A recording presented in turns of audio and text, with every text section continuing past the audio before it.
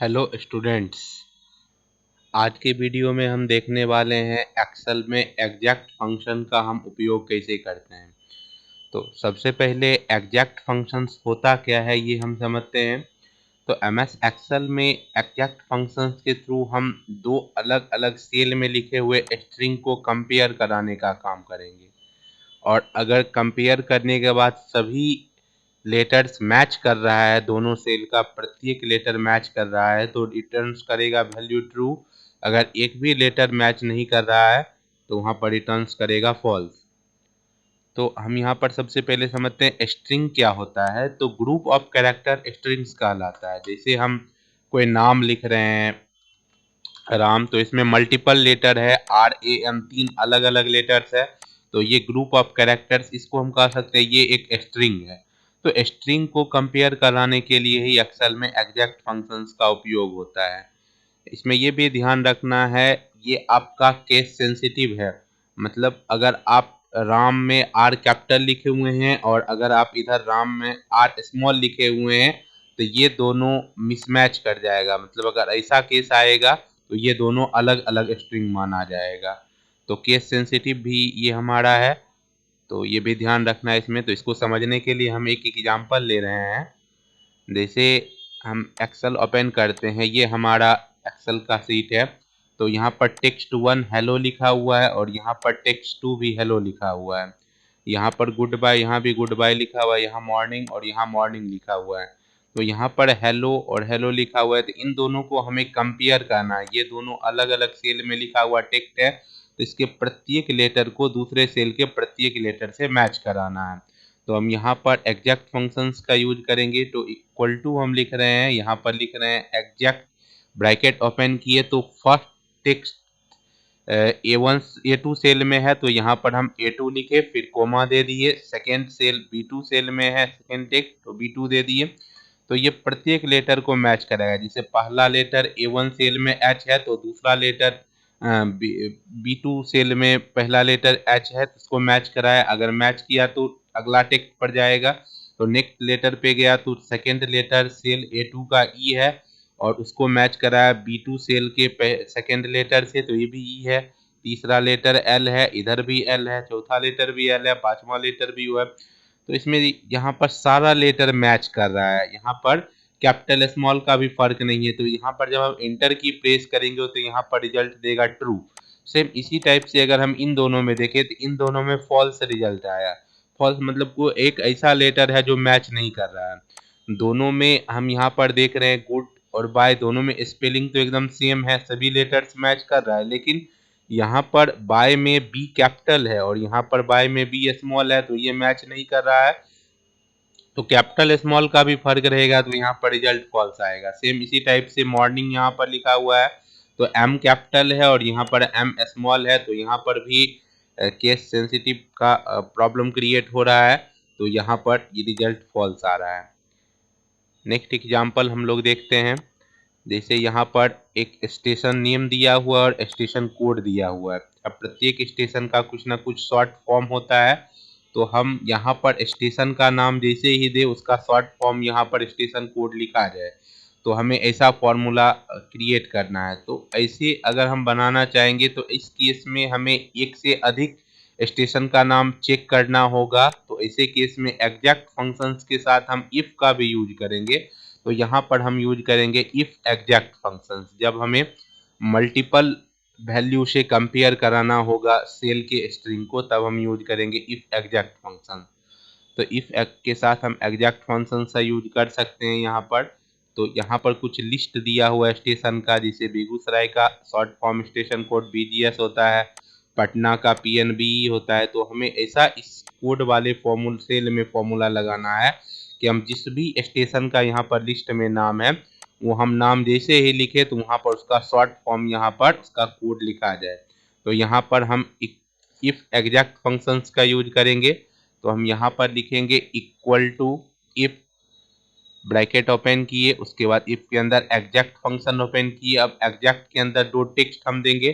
तो पहला हम इस सेल को लेंगे, तो इस सेल का नाम हो गया A2। तो पहला केस अगर A2 का वैल्यू हम यहाँ से देखते हैं, अगर A2 का वैल्यू बेगूसराय होगा तो स्ट्रिंग लिखने के लिए हम डबल कोट लिखते हैं। तो बेगूसराय हम यहाँ पर लिख दिए पहला केस में। तो अगर बेगूसराय यहाँ होगा तो हम कोमा दे दिए। तो बेगूसराय के केस में ट्रू वैल्यू यहाँ पर, बेगूसराय का शॉर्ट फॉर्म होता है BGS, तो BGS हो जाएगा। सेम इसी टाइप से हम सभी स्टेशन का कोड लिख देंगे। तो जो A2 सेल है उसमें मैच कराएगा इसके प्रत्येक लेटर को। अगर मैच कर जाएगा सारा तो यहाँ पर BGS आ जाएगा। इसी टाइप से पटना, बरौनी सबका हम ऐड कर देते हैं यहाँ पर फॉर्मूला। नेक्स्ट लिखे कोमा इफ दिए, फिर एग्जैक्ट फंक्शन ओपन किए, सेल हम ले लिए A2।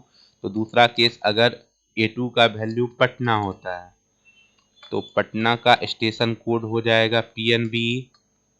नेक्स्ट कोमा दिए, फिर इसी टाइप से इफ दिए, एग्जैक्ट दिए, फिर हम यहाँ पर चेक करेंगे A2 और कोमा नेक्स्ट स्टेशन का नाम दे दिए बरौनी।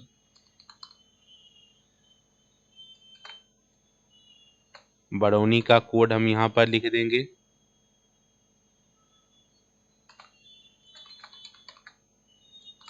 सभी स्टेशन कोड से पहले भी हमें डबल कोड दे देना है जिससे यहाँ पर उसका वैल्यू प्रिंट हो जाए। स्ट्रिंग को प्रिंट कराने के लिए हम डबल कोट ओपन करते हैं, फिर कोमा दिए, नेक्स्ट स्टेशन हम दे देते हैं इफ एग्जैक्ट, नेक्स्ट सेल हम सेल किए A2, यहाँ पर नेक्स्ट हाथीदा दे दिए तो उसका कोड हो जाएगा, डबल कोट के अंदर हम लिख दिए HTZ। नेक्स्ट अगर आपको और भी ऐड करना है तो कोमा देकर हम और भी ऐड कर सकते हैं।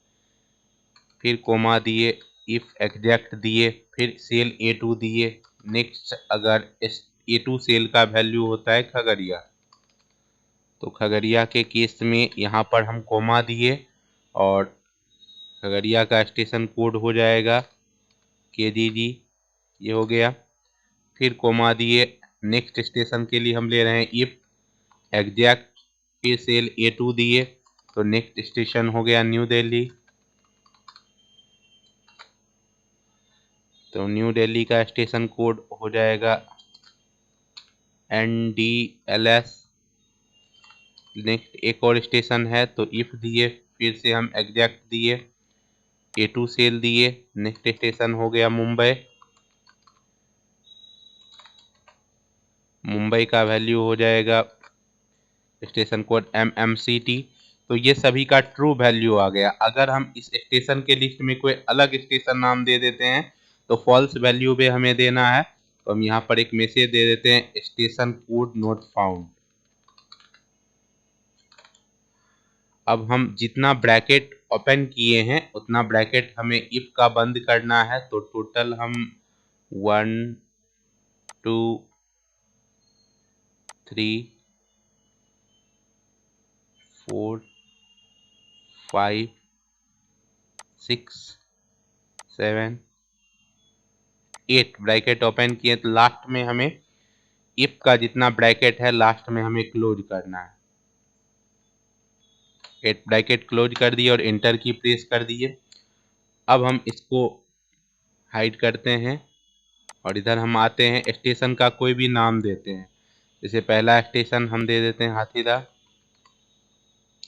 जैसे ही हम स्टेशन का नाम लिखे यहाँ पर उसका स्टेशन कोड आ गया।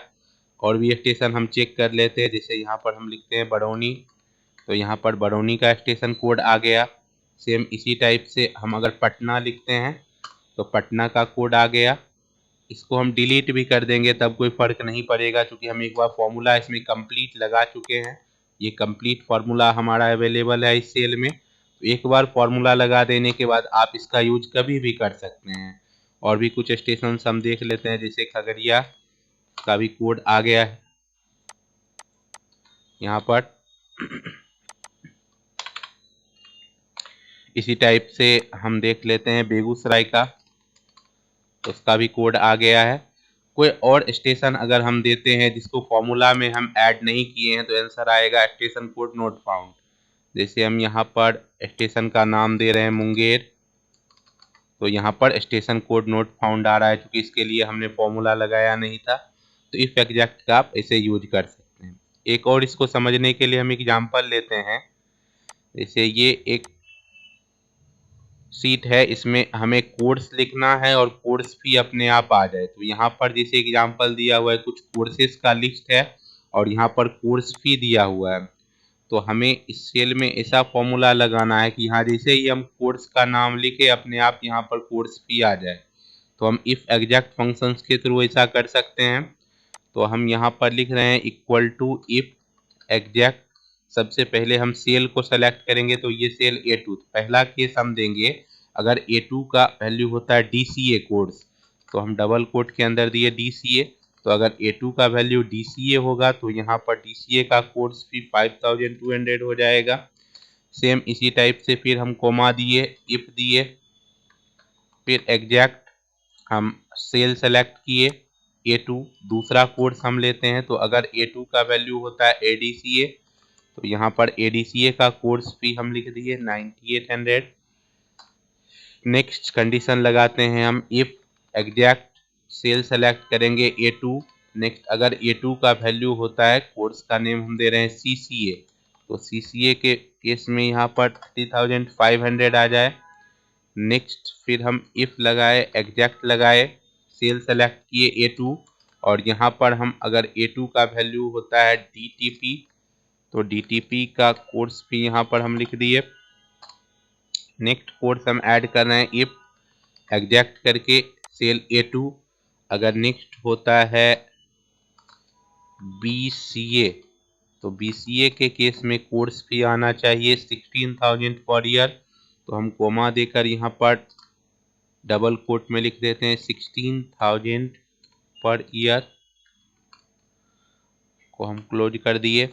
नेक्स्ट एक और है कोर्स, को भी हम ऐड करते हैं, comma if exact cell select करेंगे A2, अगर A2 का वैल्यू होता है BBA, तो BBA का कोर्स फी यहाँ पर आ जाए 14,000 पर ईयर।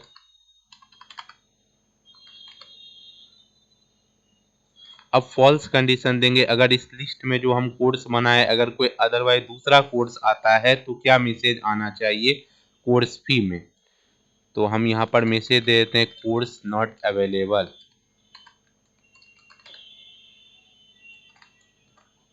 तो लास्ट में हम जितना ब्रैकेट ओपन किए हैं तो हम फिर से काउंट करते हैं। एक ब्रैकेट यहाँ पर है इफ, दूसरा हम यहाँ पर दिए हुए हैं,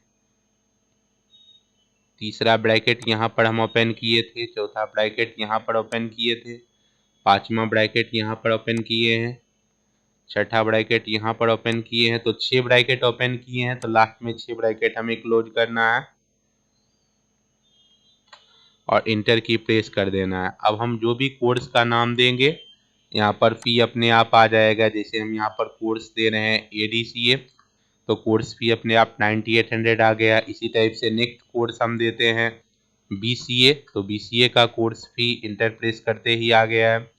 DTP हम देकर देखते हैं, DTP, इसको अब देखने के लिए आपको इसकी कोई ज़रूरत नहीं है, इसको हम हटा देते हैं। यहाँ पर पहले से ही फॉर्मूला सबका लगा हुआ है, तो आप चेक कर सकते हैं कोई भी कोर्स देकर। नेक्स्ट जैसे हम दे रहे हैं BBA, तो कोर्स फी अपने आप आ गया, DCA कोर्स फी अपने आप आ गया। तो इस तरह से आप एग्जैक्ट फंक्शंस और इफ फंक्शंस, इफ एग्जैक्ट का भी आप यूज कर सकते हैं। आज के वीडियो में इतना ही। Thanks for watching.